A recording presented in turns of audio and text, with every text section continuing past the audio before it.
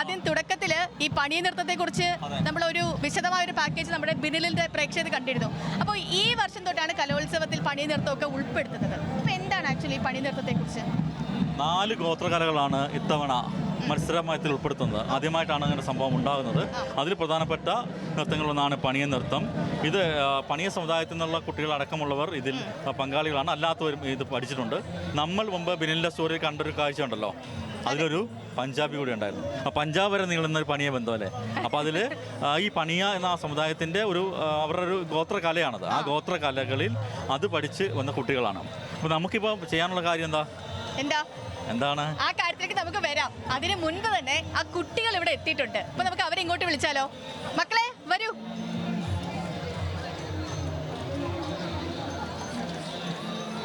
Hi. അപ്പോൾ നമ്മൾ പണി നൃത്തം ആദ്യമായിട്ടാണ് സ്കൂൾ കലോത്സവത്തിലെ മത്സരം ഇനാവുന്നത്. അപ്പോൾ എപ്പോഴും ഇതിന്റെ പ്രാക്ടീസ് ഒക്കെ തുടങ്ങിയേ? ഞങ്ങളൊരു 2-3 മാസം മുന്നേ തുടങ്ങിയിട്ടുണ്ട്. ഈ തോട ഇത് കുന്നിക്കുരു ആണോ? അതെ. ഓക്കെ, കൈ കൊണ്ട് നിർമ്മിക്കുന്നല്ലേ?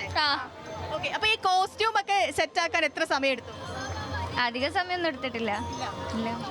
ശരി. അപ്പോൾ മേക്കപ്പും കാര്യങ്ങളൊക്കെ? അത് മേക്കപ്പ് ഒന്നും ഇല്ല. അപ്പൊ ഇതിന്റെ ഒരു പാരന്റ്സ് ആണോ? വരൂ. അപ്പോൾ ഈ പണിയ നൃത്തം അതിനെ കുറിച്ചിട്ട് നമ്മുടെ പ്രേക്ഷകർ, കാരണം ഒത്തിരി പേർക്ക് അറിയില്ലായിരിക്കും ഇപ്പോഴും ഇതിനെ കുറിച്ചിട്ട്. ടീച്ചർ വരൂ. ഓക്കെ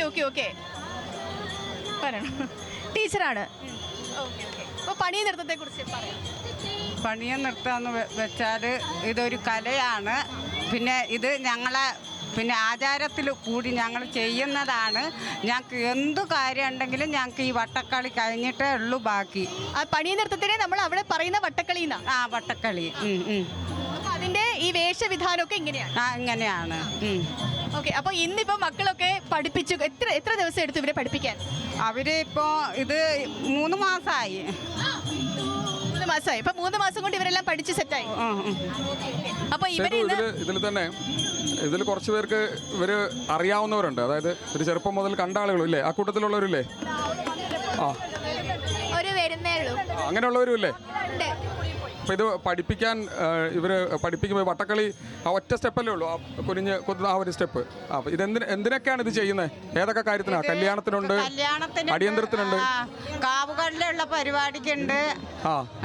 പിന്നെ വീട്ടിലെ കുടിയിൽ കല്യാണം വരുമ്പം ചെയ്യില്ലേ? കല്യാണത്തിന് എല്ലാം ഒരേപോലെയാണ് കൂട്ടുക. ഇന്ന് ഈ മക്കള് ഇത്രയും 3 മാസം എടുത്ത് പഠിപ്പിച്ചു. ഇവരിന്ന് സ്റ്റേജിൽ കളിക്കുന്നുണ്ടപ്പോ എന്താ തോന്നി ടീച്ചർ? നല്ല സന്തോഷമായിരുന്നു. പഠിപ്പിച്ചു കൊടുത്ത എല്ലാ അടവുകളും പ്രയോഗിച്ചു? എല്ലാം പ്രയോഗിച്ചു. മിടുക്കികളാണ്. അപ്പോ നമുക്ക് അവരൊരു പാട്ട് പാടുവോ? അറിയുന്ന ഒരു പാട്ട് പാടുവോ?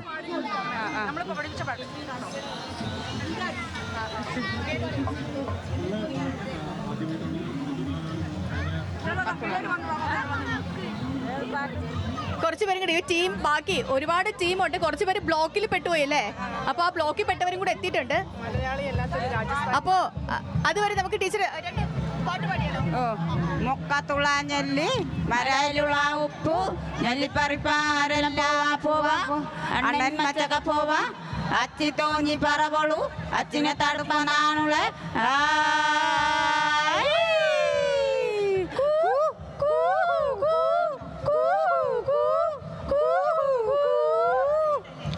അങ്കവാളൻ പാറമ്പേ അരച്ചു പുഴിഞ്ഞു വന്ന് കുട്ടിയാത്തൻ പാറമ്പേ കുളിച്ചു തൊയ്തു വന്ന് അങ്കവാളെ അയ്യേ കുട്ടിയാത്തൻ കുടിയെ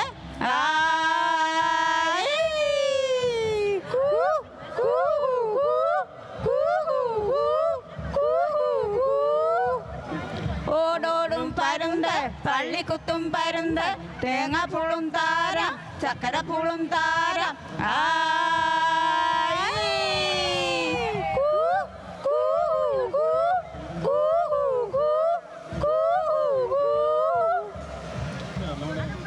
അപ്പൊ അടിപൊളി. അപ്പൊ നമ്മുടെ ഫുൾ ടീം ഇവിടെ എത്തിയിട്ടുണ്ട് അല്ലേ?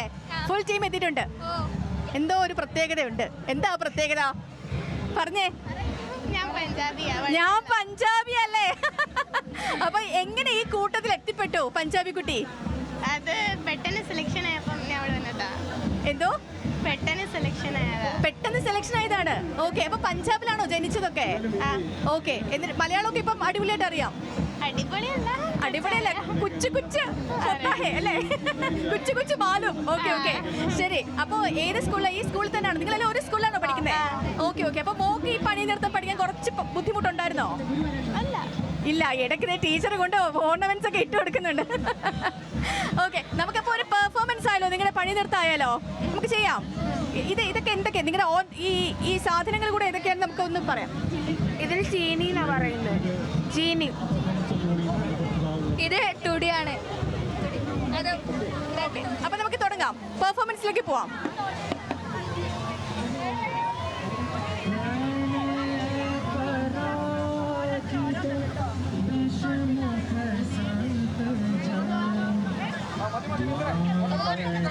മതി ടീച്ചർ, ഉള്ള രീതിയിൽ മതി.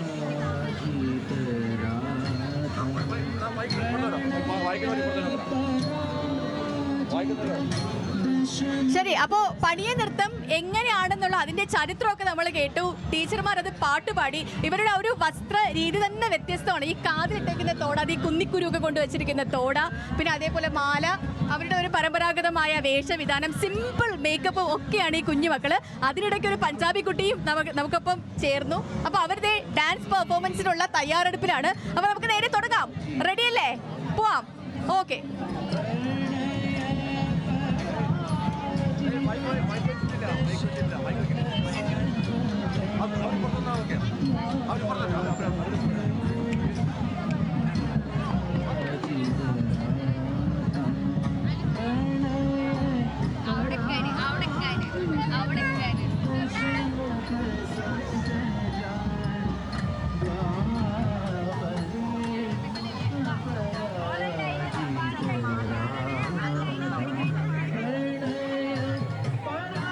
ഓക്കെ, തുടങ്ങാം. റെഡിയല്ലേ? തുടങ്ങാം.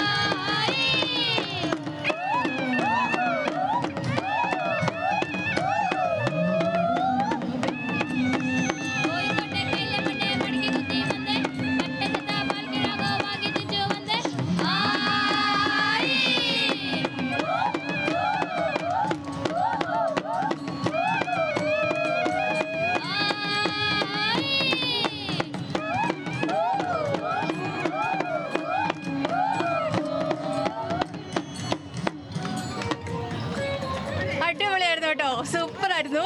കാരണം നമുക്കിതൊരു പുതിയൊരു അനുഭവം കൂടിയാണ് ഇത്. പാപ്പാ എന്നെ വച്ച് താമസിപ്പിക്കണ്ട, വയ്ക്കടാ വെടി എന്നൊക്കെ പറയുന്ന പോലെ പൊട്ടിച്ചോ? ഉറപ്പായിട്ട് പൊട്ടിക്കാം. അപ്പൊ നമുക്കിന്ന് അറിയേണ്ട എന്താ? Star performer of the day ആരായിരിക്കും? ആരായിരിക്കും എനിക്കറിയാം, പക്ഷെ പാപ്പ പറയണം. ആണോ? ഓക്കെ, പറഞ്ഞോ. നമുക്ക് മറ്റാരുമല്ല, ഇവിടെ ഈ ഗോത്രകലയെ അതിൻ്റെ എല്ലാ തന്മയോടും കൂടി ഏറ്റെടുത്ത് അതിനെ ഒരു പഞ്ചാബ് ബന്ധം കൂടി ഉണ്ടാക്കി കൊണ്ടുവന്ന് ഇത്തവണ ഈ കലോത്സവ ദിവസത്തെ പെർഫോമൻസിൽ കാഴ്ചവെച്ചതിൽ ഏറ്റവും മുന്നിൽ നിന്ന കോഴിക്കോട് സ്കൂളിൻ്റെ പേരെന്താ? BM Girls High Secondary School. അവർക്ക് തന്നെയാണ് ഇത്തവണത്തെ 10,000 രൂപയുടെ വൗച്ചർ ആക്കി.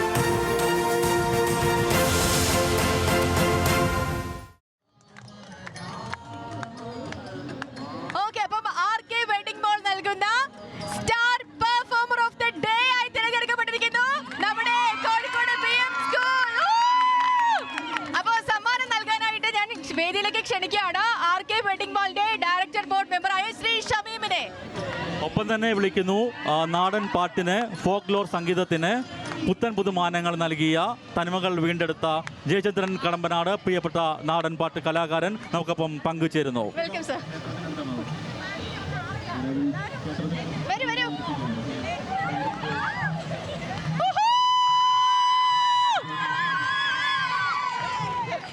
ഓക്കെ, അപ്പൊ ഒത്തിരി സന്തോഷം. ഇനിയും ഇങ്ങനെ ഇങ്ങനെ വരട്ടെ. ഇല്ല സേതു, ഇവരെ പറഞ്ഞു വിടാൻ വരട്ടെ. ഒരു ചെറിയ കാര്യം.